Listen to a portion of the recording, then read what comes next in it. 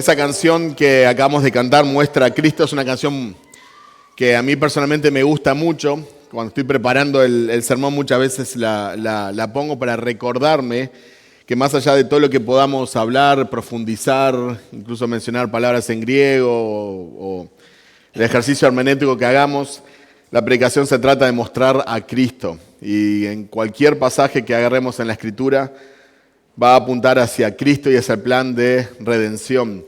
Entonces, que el Señor sea glorificado. Hoy vamos a hablar sobre un pasaje que habla de una comisión, un encargo que se le dio a un pastor que vivió hace casi 2000 años y donde se le pide que él sea fiel tanto en su enseñanza como en su estilo de vida. Y vamos a ver que algunos no fueron fieles y fueron entregados a Satanás. Y esa expresión es fuerte para nosotros, más en estos tiempos que vivimos. Y vamos a ver de qué se trata este pasaje, qué tiene que ver con nosotros, en qué se aplica a nosotros. ¿Podemos ser entregados a Satanás? ¿En qué debemos de ser fieles? ¿Qué pasa si no lo somos?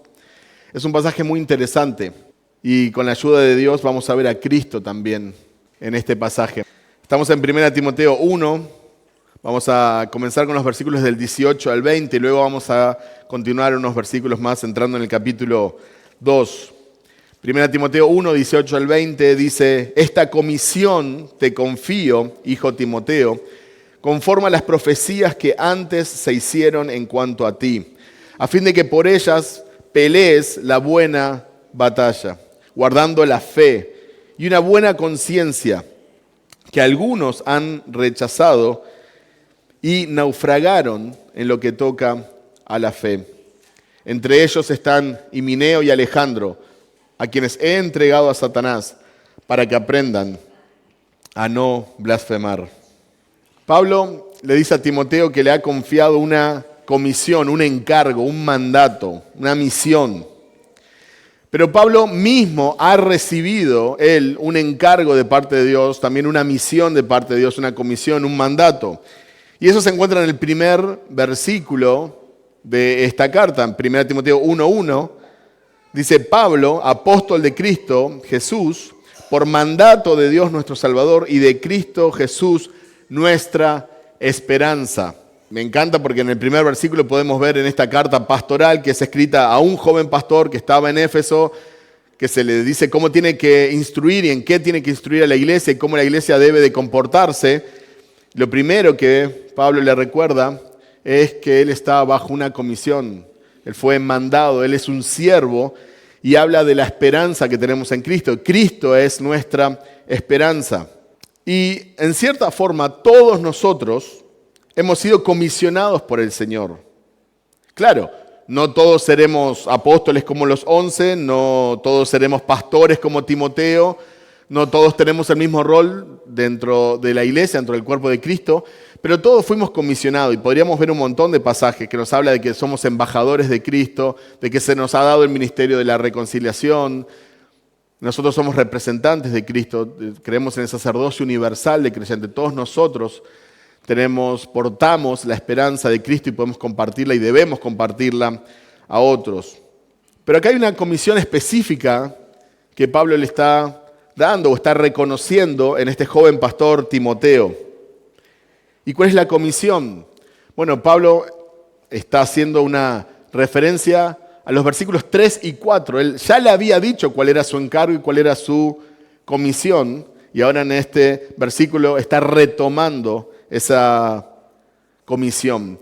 En 1 Timoteo 1, 3 y 4 dice: tal como te rogué al salir para Macedonia, que te quedaras en Éfeso para que instruyeras a algunos que no enseñaran doctrinas extrañas, ni prestaran atención a mitos y genealogías interminables, lo que da lugar a discusiones inútiles en vez de hacer avanzar el plan de Dios, que es por fe. Así te encargo ahora.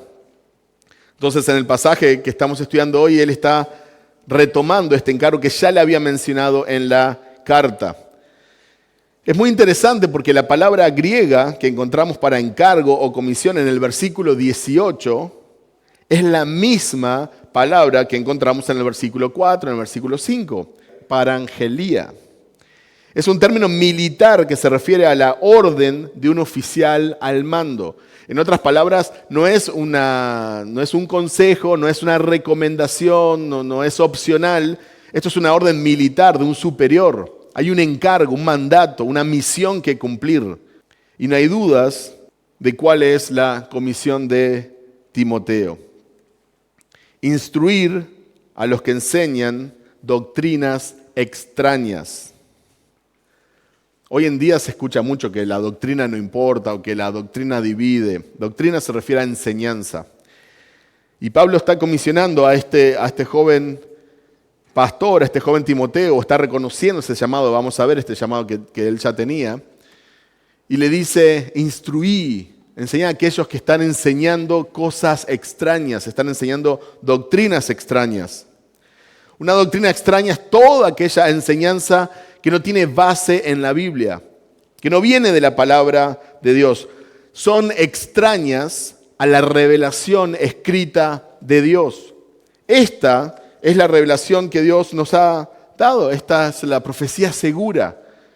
Dios se ha revelado en la Escritura y todo lo que nosotros debemos de saber y conocer está acá para nosotros. ¿Significa que acá están todos los misterios de Dios? Por supuesto que no. Pero lo que es necesario para vivir una vida piadosa, para crecer en la fe, en la gracia, en el conocimiento de Jesús, se encuentra revelado en la palabra de Dios. Acá tenemos la mente y el corazón de Dios, un Dios infinito. Bueno, acá tenemos la revelación para nosotros que somos finitos y limitados. Acá tenemos todo lo que debemos de conocer y saber de este buen Dios. Pero aparentemente hay gente que enseña doctrinas extrañas, doctrinas que no tienen que ver con la palabra de Dios. Hoy en día hay muchísima ignorancia bíblica. Entonces, cuando a veces escuchamos una doctrina extraña, como no conocemos la palabra de Dios, ya no es extraña para nosotros, porque todo es extraño, porque como no conocemos mucho la palabra de Dios, estoy hablando en general, no conocemos mucho lo que la palabra enseña, entonces a veces vemos algo en la iglesia que nos puede causar un poco de gracia, o nos puede causar un poco de interés, o un poco de morbo, por eso hay videos y hay burlas, pero en realidad no nos quema adentro, no nos molesta que hay algo que es extraño, como cuando una persona desarrolla algo en su cuerpo que es extraño, hay que extirparlo porque no es normal, no está bien, no debería de haber nacido, crecido eso ahí. Y si nosotros somos ignorantes bíblicamente, si nosotros no conocemos la palabra de Dios, y no estoy diciendo que tenemos que pasar por un seminario teológico, no estoy diciendo eso para nada, pero si nosotros no conocemos la palabra de Dios, entonces va a ser muy difícil que nosotros podamos detectar doctrinas que son extrañas. Porque todo es extraño, no hay nada que sea novedoso para nosotros. Pablo también le dice, instruir a no prestar atención a mitos y genealogías interminables. No sabemos exactamente a qué se está refiriendo Pablo. Quizás eran enseñanzas que venían de los gnósticos, quizás eran modas que había en el momento como nosotros tenemos. Cada década hay una nueva moda. Hay un enfoque sobre los ángeles, después un enfoque en los demonios, después hay un enfoque en el hilo de crecimiento, después hay un enfoque, y así vamos de enfoque en enfoque. Lo que la palabra dice, vientos de doctrinas, vamos para acá, vamos para allá, ¿verdad? Y lo que es cool, lo que es moderno, ¿verdad? A eso vamos, y eso tiene muchos likes y muchos clics, entonces eso es lo que empiezan a predicar los predicadores para ser populares. Pero hay una doctrina, hay una enseñanza que viene de la palabra de Dios, que contiene diferentes aspectos, pero es una enseñanza, es lo que conocemos como la fe. No simplemente la confianza que tenemos en Dios, sino un grupo de doctrina, un cuerpo de doctrina sano que viene de la palabra de Dios y que debemos de conocer. Y que debemos de conocer cada día más y debemos de profundizar y debemos de crecer en ese conocimiento. Si conocemos y entendemos lo mismo que quizás cuando recién nos convertimos hace 10, 15, 20 años, realmente es preocupante. Incluso hace un año nosotros deberíamos crecer continuamente, porque como les digo, no es solamente crecer en algo intelectual, si bien obviamente involucra nuestro intelecto. Estamos creciendo en el conocimiento de una persona. Cuando yo conozco a mi esposa, a pesar de tener 15 años de casado, no estoy simplemente leyendo un libro o a ver, dame tus cartas que me escribiste cuando éramos novios. A ver, voy a hacer una buena exégesis, una hermenéutica. No, estoy conociendo una persona. Nosotros debemos de crecer en el conocimiento de la gracia y del Señor Jesucristo. Dice 2 de Pedro 3:18, lo último que tenemos escrito de Pedro. Nosotros debemos de conocer más a Jesús para amarlo más y adorarlo como Él se merece ser adorado, para que podamos llenarnos de admiración y de adoración a su persona. Entonces vamos a cantar con ganas y vamos a venir a la iglesia con ganas y vamos a perdonar con ganas y vamos a vivir una vida y vamos a apartarnos para Él y vamos a luchar por la santidad con ganas porque nosotros amamos a una persona y cuanto más la conocemos, más la amamos y cuanto más la amamos, más la conocemos. Cuando piensen en doctrina, cuando escuchen en doctrina, no piensen simplemente en un estudio frío, intelectual, de conceptos, de griego y de idiomas originales. No. Estamos hablando de amar a una persona que dio la vida por vos, que te rescató, que te cambió. Hay muchos mitos y genealogías, hay muchos cuentos de hadas, hay muchas pavadas hoy en día en las iglesias. Muchos, demasiado, no tendremos el tiempo para enumerar todas. Hay unas personas que te dicen que si no te referís a Jesús en hebreo, por ejemplo, como que te estás refiriendo a otro Dios, movimiento de raíces hebreas. Y de ahí van también la genealogía y mitos y cosas que no tienen asidero bíblico, no tienen asidero histórico. Es como el mormonismo, sale de la nada, pero los que están ahí lo creen. Pero en realidad son mitos, son genealogías. Hay personas que cuentan visitas al cielo, visitas al infierno y todo. No tiene base bíblica, ¿verdad? Pero suena lindo, entonces entretiene y nos pican los oídos y queremos escuchar más y nos emociona, como hay canciones que nos emocionan, pero que no tienen base bíblica. Entonces, si no tienen base bíblica, no tienen base en la revelación que Dios quiso darnos para nosotros. Entonces, lo que Dios quiere que conozcamos de Él, nosotros los dejamos de lado para ir simplemente tras nuestras emociones y nuestro entretenimiento. Y eso no debería ser así. Muestra a Cristo, cantábamos. ¿Dónde lo vamos a ver? Si no es en su santa palabra. Ese es el medio de gracia que Dios nos ha dejado, la predicación de la palabra. Es interesante que en el versículo Pablo, a la luz de esto, dice que Él quiere que el plan de Dios, que es por fe, avance. Dice, lo que da lugar a discusiones inútiles, hablando de los mitos y las genealogías. Dice, en lugar de hacer avanzar el plan de Dios, que es por fe, así te encargo ahora. A veces no sé si nos preguntamos, pero deberíamos de preguntarnos por qué 2000 años después de que Jesús vino y nos dejó esta comisión de ir por todo el mundo y predicar el Evangelio y enseñar y bautizar, 2000 años después hay tantos pueblos sin Biblia, hay tantos idiomas que no tienen la Biblia traducida, ni un solo versículo, porque hay tantos pueblos y millones de personas que nunca escucharon el nombre de Jesús. Hay pueblos que saben de Coca-Cola o de Internet y no saben de Jesús. ¿Por qué nosotros no hemos podido en 2000 años como iglesia alcanzar a esas personas, alcanzar a todas las personas? ¿Será que nos estamos distrayendo? ¿Será por eso que el plan de Dios no avanza? Obviamente que Dios es soberano y desde su perspectiva todo va como Él lo ha planeado, por supuesto. Pero eso no quita nuestra responsabilidad. Cuando algo malo pasa, sí, por supuesto que no escapa de la soberanía de Dios y que Dios lo permite. Pero eso no escapa que nosotros somos responsables. Cuando un pueblo atacaba a Israel, eso estaba bajo el parte de Dios. De hecho, a veces lo profetizaba. Un pueblo va a venir y los va a atacar porque ustedes se alejaron de mí. Pero después iba Dios y castigaba a ese pueblo. Porque ese pueblo fue un instrumento en las manos de un Dios soberano, pero ese pueblo era responsable frente a este Dios soberano, porque Dios no es autor del mal. Simplemente Él es tan soberano y tan bueno que Él tiene la capacidad de usar el mal para sus propósitos. Pablo le dice a Timoteo que esta comisión fue conforme a las profecías que se hicieron sobre él. Aparentemente quizás un profeta se levantó en la iglesia y habló sobre el llamado de Timoteo y sobre el don espiritual que iba a tener y cómo Dios le iba a usar, cómo él iba a estar a su servicio. O quizás los mismos líderes que oraron por él y le impusieron las manos, quizás hablaron también de lo que él iba a hacer y cómo iba a ser usado por Dios. Y Pablo le recuerda eso a Timoteo. Su llamado y su comisión se originaron en Dios. Esto no es simplemente la promoción de un seminario teológico. No, la gente piensa que por estudiar 4 años teología vos te recibís de pastor. No te recibís de pastor. El pastorado, un llamado y un reconocimiento de la iglesia. Quizás los mejores pastores que hemos tenido sobre esta tierra son anónimos, no los conocemos, quizás los más fieles, los que van a estar más cerca del trono de Dios en la eternidad, con galardones, probablemente no están en internet y probablemente nunca tuvieron acceso a una educación formal. Quizás no tienen un diploma o un seminario teológico, pero conocen la enseñanza sobre Jesucristo, conocen la palabra de Dios, conocieron la palabra de Dios y predicaron la palabra de Dios, mostraron a Cristo. Esto tenía que ser un ánimo para Timoteo. Y inmediatamente después de recordarle las profecías que se hicieron sobre ti, lo que se dijo de ti, le dice, tenés que pelear la buena batalla, tenés que guardar la fe, tenés que guardar una buena conciencia.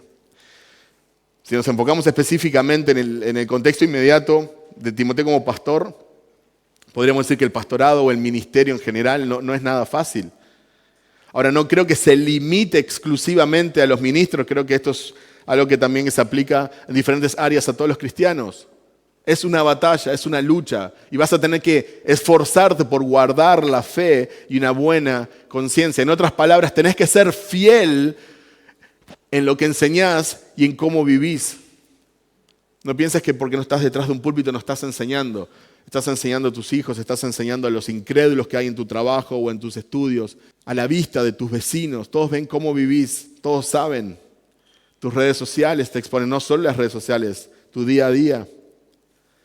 Y Pablo le dice a Timoteo, pelea la buena batalla, guarda la fe, guarda una buena conciencia. Hay personas que no guardaron la fe y que no guardaron una buena conciencia. Lo vamos a ver en el texto. Pablo los menciona aún por nombre. Pero guardar la fe y guardar una buena conciencia es algo esencial en nuestro caminar con el Señor. Porque estas cosas nos protegen de los ataques espirituales que nos dan duda y condenación. Hay muchas personas que van domingo a domingo a la iglesia, sin embargo, nunca están seguros de si son salvos o no.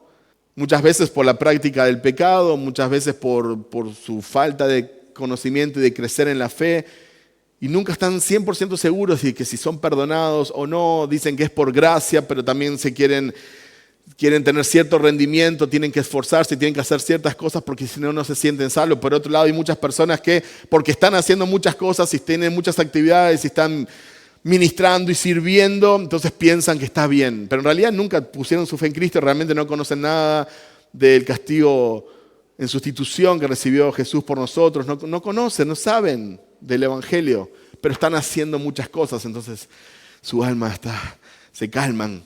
Y un día van a estar cara a cara con Dios y le van a decir, nosotros profetizamos en tu nombre, nosotros echamos fuera demonios, nosotros hicimos milagros. Porque basaron su esperanza en su rendimiento, en el activismo, en el hacer, en las obras y no en la fe. ¿De qué se trata este pasaje? De la fe. Guardá la fe. El plan de Dios que avanza por fe. ¿Por qué Jesús es nuestra esperanza? ¿Porque obramos? No, porque hemos puesto nuestra confianza en Él.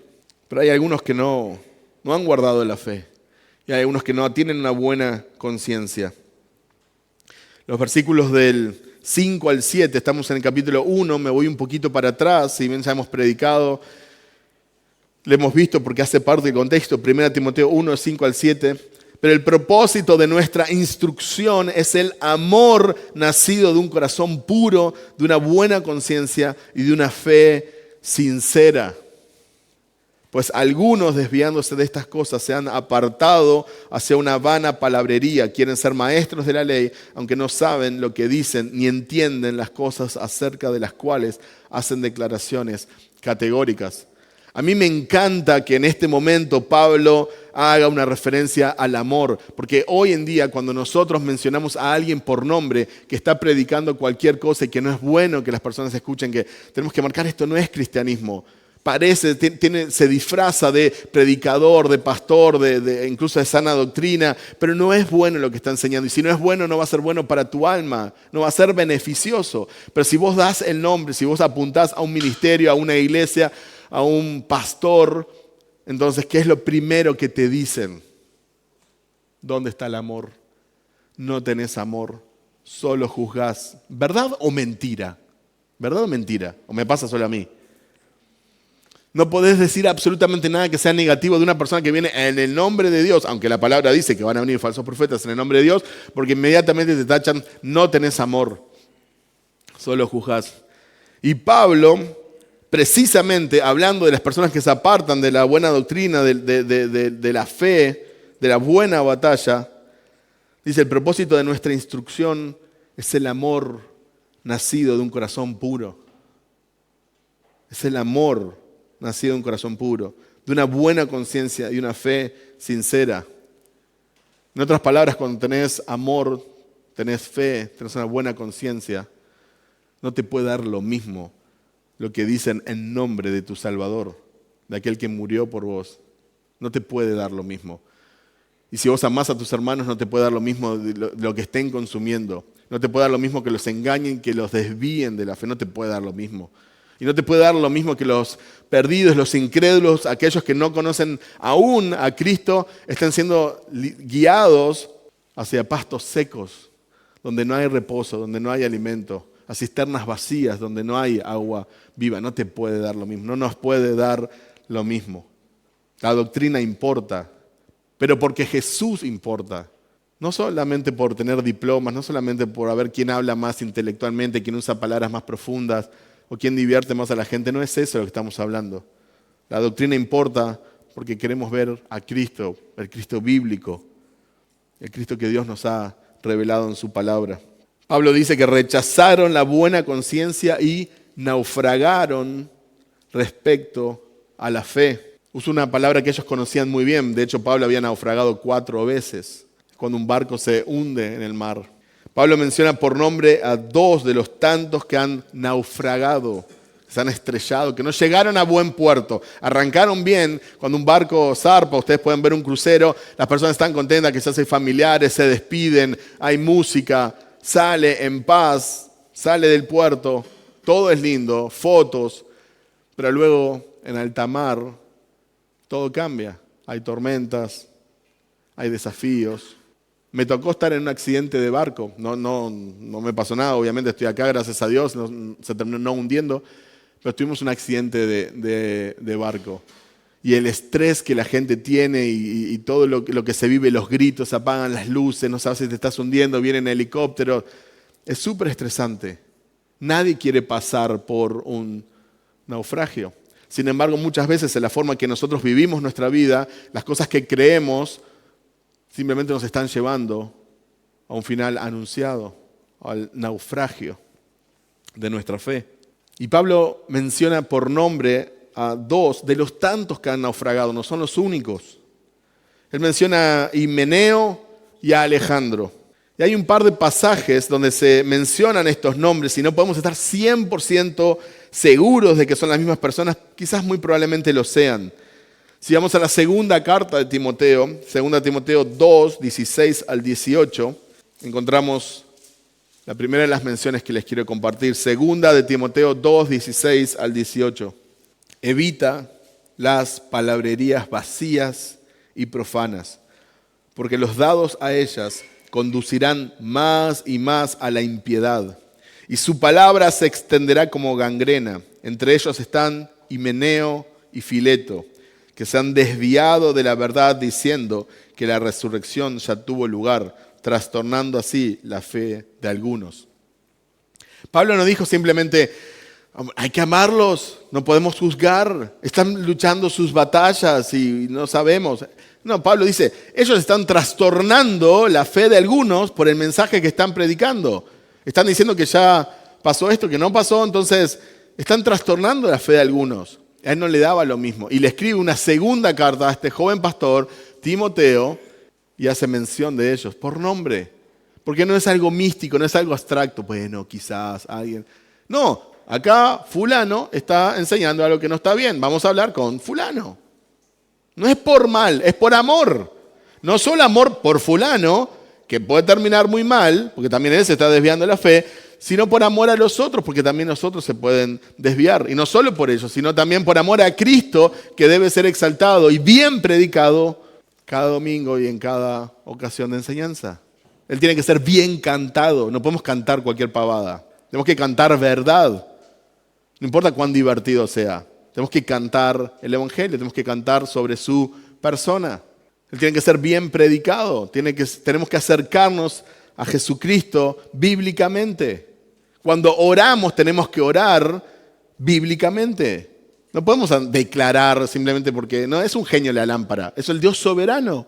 Yo no soy nadie para reclamar, puedo pedirle humildemente. Si tú quieres, puedes sanarme. Si tú quieres, puedes hacer. Si tú quieres. Y si no quieres, estás bien. No sos menos bueno, no sos malo. Porque Él sabe lo que es bueno para nosotros, porque Él es soberano, Él es omnisciente. Entonces podemos confiar en Él. Si Él nos ha dado a su Hijo Jesucristo, ¿hay algo que pueda escatimar? ¿Hay algo que sea demasiado caro para Él? No. Cuando Dios dice no, es por nuestro bien. 2 capítulos más adelante tenemos otra mención. 2 Timoteo 4, 14 al 15. Alejandro, el calderero, me hizo mucho daño. El Señor le retribuirá conforme a sus hechos. Tú también cuídate de él, pues se opone vigorosamente a nuestra enseñanza. Otra vez, ¿cuál es el corazón de este pasaje? ¿Es que Alejandro le hizo mucho mal a Pablo? No, eso es una consecuencia. ¿Cuál es el corazón y de qué es de lo que Timoteo se tiene que cuidar? Se opone vigorosamente a nuestra enseñanza, a la enseñanza apostólica, a lo que ha sido revelado por Jesús. Se opone a las enseñanzas. Entonces es obvio que va a ser el mal. ¿Qué fue lo que le dijo Jesús cuando se presentaron estas personas? En tu nombre echamos fuera demonios, en tu nombre hemos predicado, en tu nombre hicimos milagros. Y él dijo, yo no los conozco, ¿qué? Hacedores de maldad. Eran personas que estaban todo el día en la iglesia, eran líderes, estaban haciendo campañas, salían en las redes, eran populares, todo el mundo los quería. Pero Jesús les dice que eran hacedores de maldad, porque no hay mayor maldad que negar la verdad del Dios Santo. No hay mayor maldad que rechazar su gracia para tratar de ganarnos esa salvación por nuestros propios esfuerzos. Y acá vienen estas palabras fuertes. Pablo dice, hablando de Himeneo y Alejandro, los he entregado a Satanás. Los he entregado a Satanás. ¿Qué significa que los entregó a Satanás? La mayoría de los eruditos está convencido, y es quizás la interpretación más aceptada, que se refiere a la excomulgación de la iglesia. Es cuando se le saca a esta persona que profesa ser cristiano, pero que empieza a desviarse de la enseñanza y empieza a enseñar otras cosas y empieza a causar males y divisiones. Entonces ese es el punto donde se excomulga, se le saca la protección de la iglesia local. Y eso para que vean la importancia de la iglesia local, que no es solamente ir el domingo a escuchar música o estar con los hermanos, es mucho más profundo. Se le saca, dice, no perteneces. Lo hablamos el viernes en la clase de membresía, Juan Carlos nos explicó muy bien. Sale de esa protección, está afuera, no tienes nada que ver con nosotros. Nosotros no tenemos nada que ver contigo. Vos podés decir que enseñás, pero con el cristianismo nosotros no tenés nada que ver, no sos parte. En 1 Corintios 5:5 Pablo le dice, saquen a ese inmoral de ustedes. Sáquenlo, no puede estar ahí. Pero es algo que no se habla mucho en las iglesias, primero porque no hay membresía, porque todos somos visita, entrás y salís cuando querés, y sos un número quizás a veces entre cientos o miles. Otra interpretación posible es que quizás, es menos común esta, pero quizás que los apóstoles tenían cierto poder de enviar a alguien, de otorgárselo a Satanás, para que Satanás lidie con él, como en el caso de Ananías y Zafira, que terminaron hasta muriendo por su pecado. Pero muy probablemente está hablando de la excomulgación. Entonces, fuera de la iglesia, alejado de la iglesia, sin la protección, sin la comunión con Dios, porque sin la iglesia no puedes tener comunión con Dios.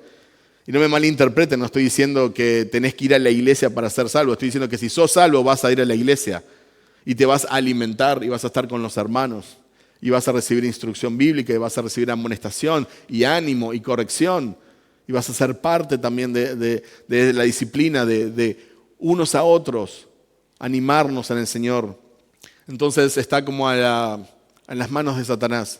Y muchas veces caen en enfermedades por el mismo pecado o el trato mismo de Satanás, del mundo, de la sociedad. ¿Y todo esto para qué? ¿Es solamente como un castigo? No, es para que se arrepientan y sean restaurados y vuelvan a casa como el hijo pródigo. Entonces, desde esta perspectiva, ni siquiera es tan malo ser entregado a Satanás. Si algún día uno de nosotros se vuelve tan rebelde, que empieza a enseñar otras cosas y ya no le importa y estás como cegado, por favor, entregame a Satanás.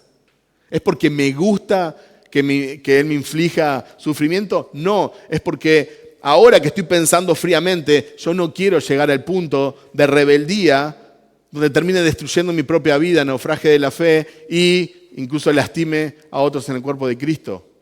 Entonces, esto es un instrumento, la disciplina eclesiástica es un instrumento de parte de Dios para restaurar a las personas, para sacudirlos, para decir, te amamos, por eso hacemos esto. No es que nos gusta ver cómo Satanás se divierte contigo, como Sansón era la diversión, ¿se acuerdan de los filisteos? Pero si no hubiera pasado eso, se hubiera arrepentido, hubiera cumplido con el propósito de Dios. Ese día mató más filisteos que lo que había hecho en toda su vida. Dios siempre cumple sus propósitos. Pero fue lindo para él perder sus ojos, que se burlen de él, estar en la cárcel. ¿Fue lindo? No. Pero fue necesario. Entonces la disciplina eclesiástica también brinda esto. Nos trae a casa. Porque el hijo pródigo volvió, porque se encontró comiendo con los chanchos. Dice, ¿qué hago acá? ¿Qué hago acá?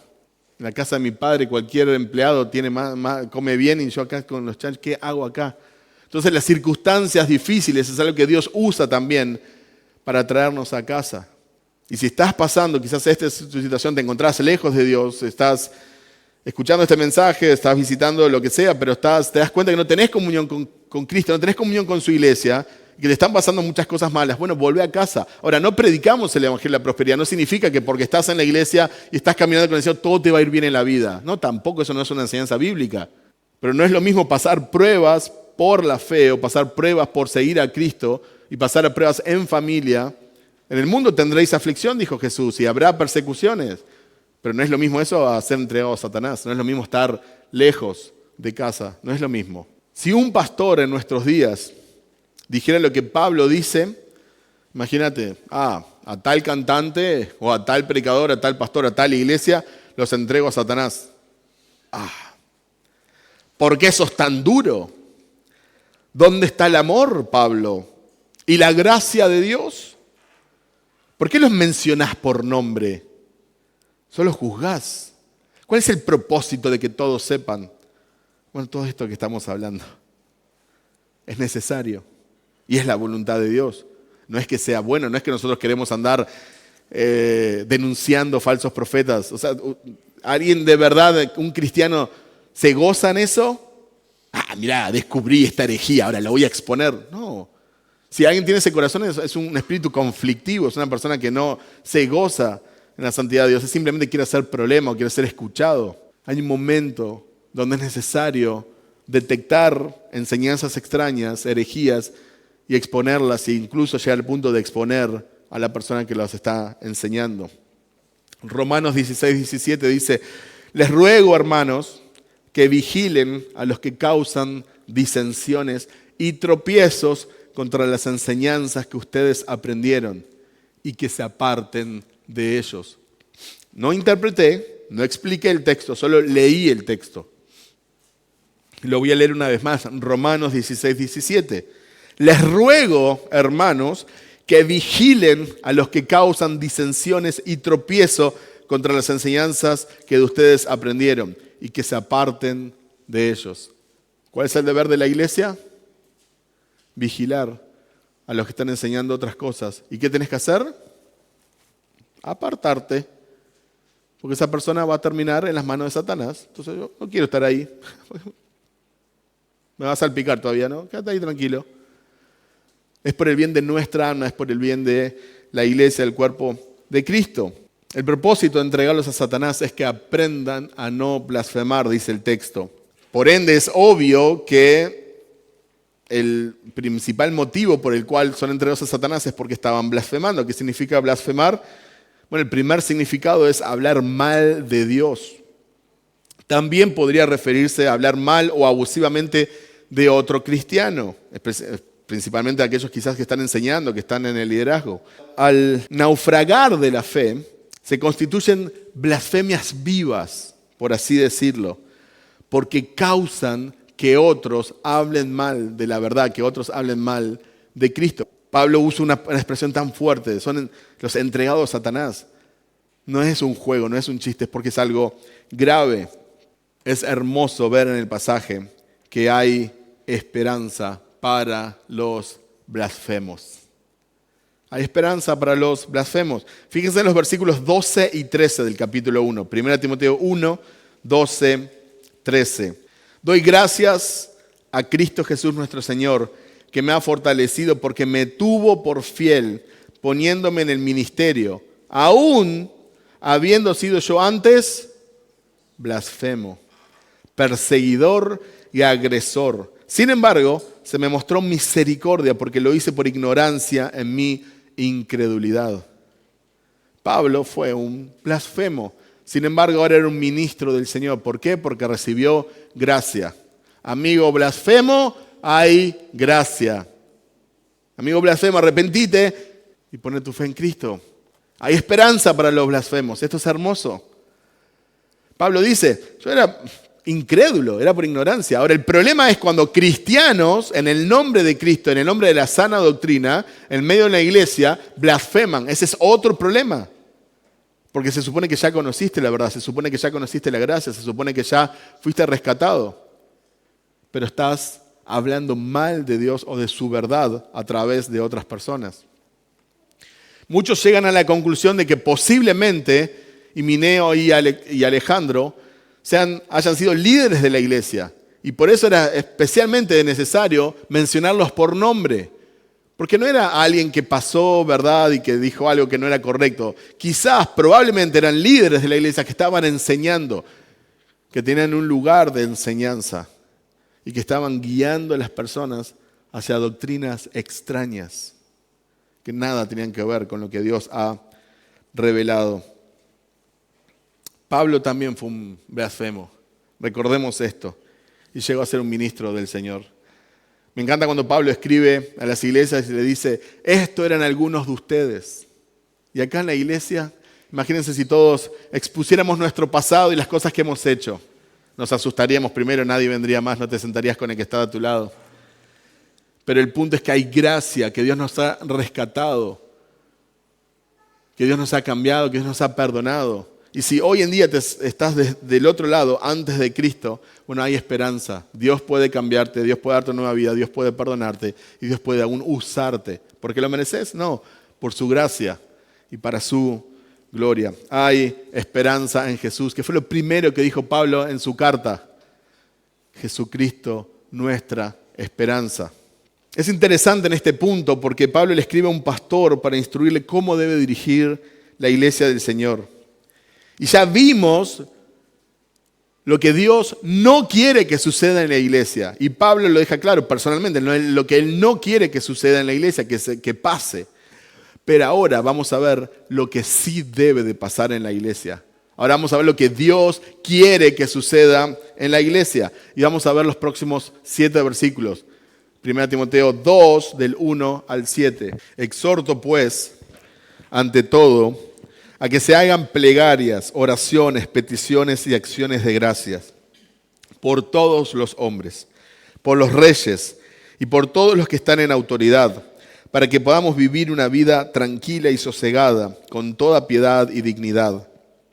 Porque esto es bueno y agradable delante de Dios nuestro Salvador, el cual quiere que todos los hombres sean salvos y vengan al pleno conocimiento de la verdad. Porque hay un solo Dios, y también un solo mediador entre Dios y los hombres, Cristo Jesús, hombre, quien se dio a sí mismo en rescate por todos, testimonio dado su debido tiempo. Y para esto yo fui constituido predicador y apóstol. Digo la verdad en Cristo, no miento, como maestro de los gentiles, en fe y verdad. Como iglesia e individualmente debemos de dedicarnos a la oración y a la intercesión. Pablo dice, hagan plegarias, oraciones, peticiones y acciones de gracias por todos los hombres. Y si bien el contexto inmediato está hablando de la oración pública, cuando se reúne la asamblea, la congregación, también perfectamente esto se puede aplicar a la oración privada, personal de cada uno de nosotros. No hay nada en el texto que impida también ver eso privadamente, ¿no? En nuestra oración personal. Primera Tesalonicenses 5, 17 al 18 dice: oren sin cesar, den gracias en todo, porque esta es la voluntad de Dios para ustedes en Cristo Jesús.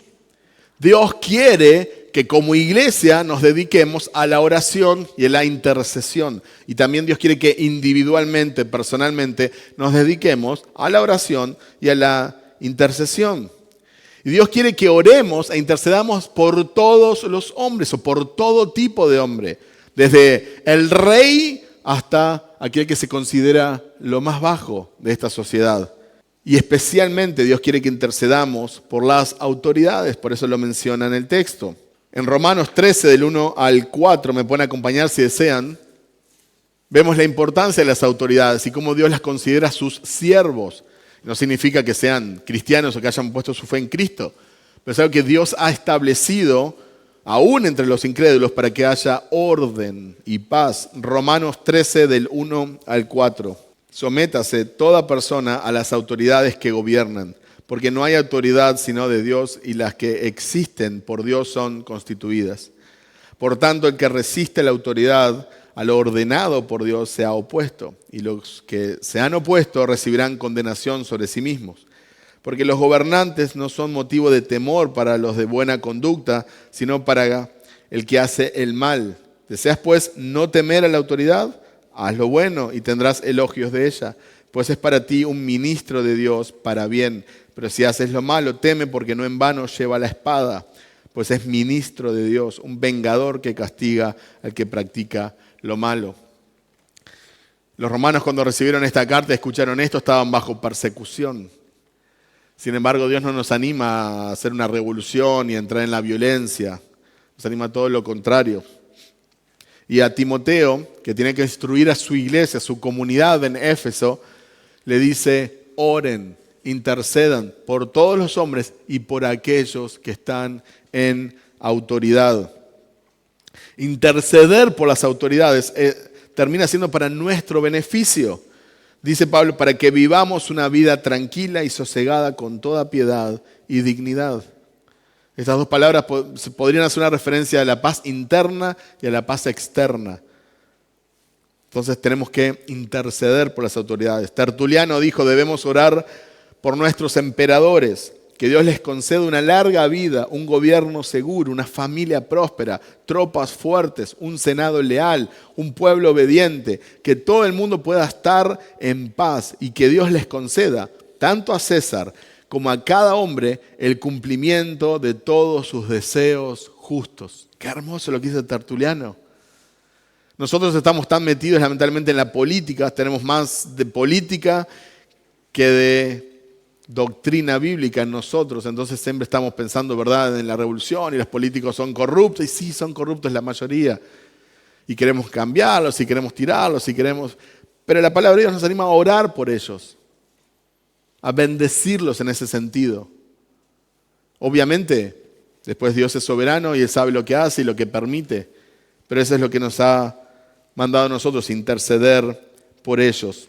Luego Pablo dice en este contexto de oren por todos los hombres, porque Dios desea que todos los hombres sean salvos. ¿Desea Dios que todos los hombres sean salvos? Sí, por supuesto.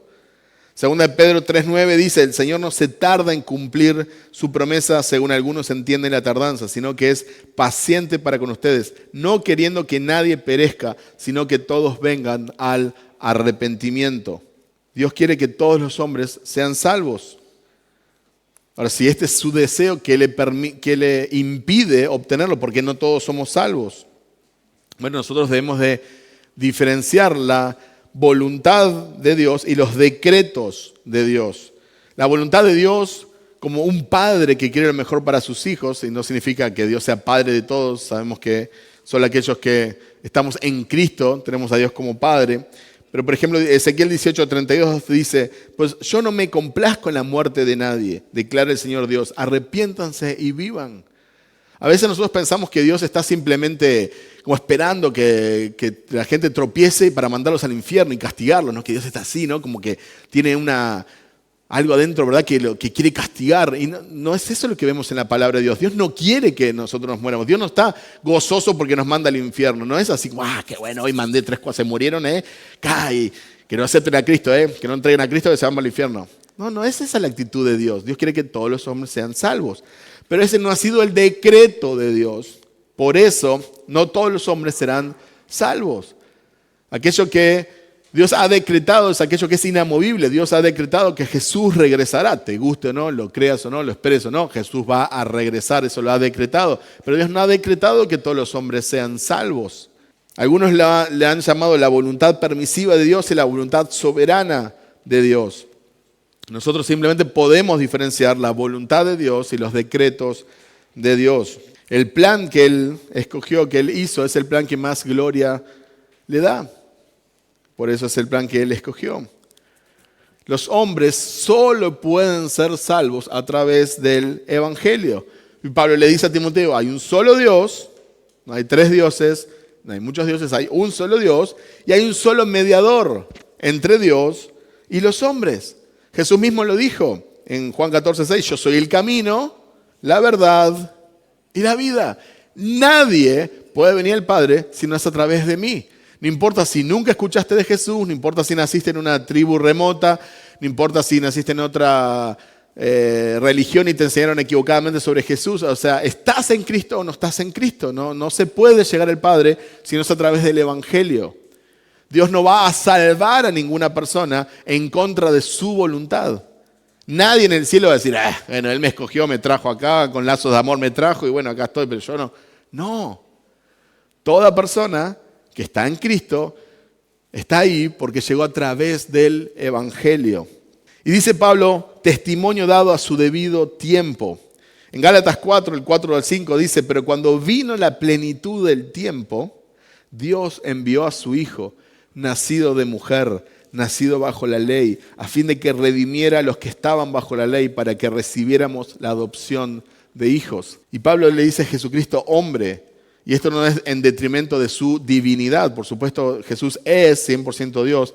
Jesús es 100% hombre. Quizás los gnósticos atacaban más la humanidad de Cristo que la divinidad de Cristo. Hoy en día se ataca más la divinidad de Cristo, pero Él es 100% Dios, 100% hombre. Y esto nos recuerda que Jesús todavía es humano. Incluso al estar sentado en su trono en el cielo en este momento, Jesús es 100% hombre. Porque su humanidad no fue solamente una fase temporal. El Hijo Eterno, la segunda persona de la Trinidad, agregó humanidad a su deidad. Y no lo hizo solo por 33 años. Jesús todavía es completamente Dios y completamente humano. Y Él es el ejemplo de humanidad que experimentaremos en el cielo. Él está ahora intercediendo perpetuamente e inmutablemente como sumo sacerdote por cada uno de aquellos que estamos en Él. Y Pablo dice, el cual se dio a sí mismo. Quizás esta es la expresión más profunda que podamos tener respecto a su sacrificio. Vos podés dar el tiempo por alguien, vos podés hacer algo por alguien, pero Él dice que Él se dio a sí mismo. Él se dio a sí mismo en rescate, dice Pablo. Él fue como un rehén, un pago por nuestros pecados. Él tomó nuestro lugar. Él recibió la ira justa de Dios. La ira que vos y yo merecíamos en rescate por todos. Y ahora esto lo han usado algunos para referirse a la salvación universal, como que todos somos salvos independientemente del Evangelio. Pero esto no es lo que enseña el pasaje. Él se dio a sí mismo en rescate por todos. ¿Qué significa la palabra todos en este contexto? No significa cada individuo específicamente. Si Dios hubiera hecho un rescate por esa persona, hubiera pagado por sus pecados, esa persona no tendría entonces condenación, pero sería algo parte del Evangelio. Y eso es el universalismo. Dios quiere que todo tipo de persona sea salva. No es una referencia a la cantidad, es una referencia a la calidad. No todo individuo, sino todo tipo de individuo. Dios quiere que todo tipo de persona sea salva. Pobre, rica, reyes, artesanos, esclavos, libres, reyes, de toda lengua, tribu y nación. Todo tipo de persona. Jesús murió potencialmente por todos. Hay suficiente sacrificio para salvar a toda la humanidad. Pero murió particularmente por todos los que habían de creer. Y Pablo termina esta sección diciendo, para esto fui yo constituido predicador y apóstol. Y este es el mensaje que Pablo predicaba. Él termina esta sección con el Evangelio. El mensaje era la salvación solamente a través de Jesús y de este Jesús crucificado. Y este es el propósito de su apostolado y este es el propósito de la comisión que tenía Timoteo como pastor. Y quiero decirte que esta también es tu comisión. Vos y yo tenemos que ser fieles a la verdad revelada de la palabra de Dios. Tenemos que ser fiel a la enseñanza y tenemos que tener una buena conciencia. En otras palabras, tenemos que predicar bien, pero también tenemos que vivir bien para que Cristo sea honrado. Nosotros no nos preocupamos por ser entregados a Satanás. Nosotros lo que queremos es que nuestra esperanza, que la esperanza que tenemos, pueda ser la esperanza de todos los otros. Entonces nosotros queremos predicar correctamente, pero cuando vemos que alguien no está predicando correctamente, entonces tenemos que llamar la atención, porque nosotros no queremos ni predicar, ni cantar, ni enseñar nada que sea extraño a la palabra de Dios revelada. Nosotros no queremos que haya personas entregadas a Satanás. Nosotros no queremos que haya personas excomulgadas de la iglesia. Nosotros no queremos que haya hijos pródigos pasándola mal. Nosotros no queremos eso. Nosotros queremos que Cristo sea exaltado. Pero hay solo un medio por el cual Él puede ser exaltado. Y esta es la predicación del Evangelio. Muestra a Cristo. Muestra a Cristo y que Él sea exaltado. Amén. Oremos.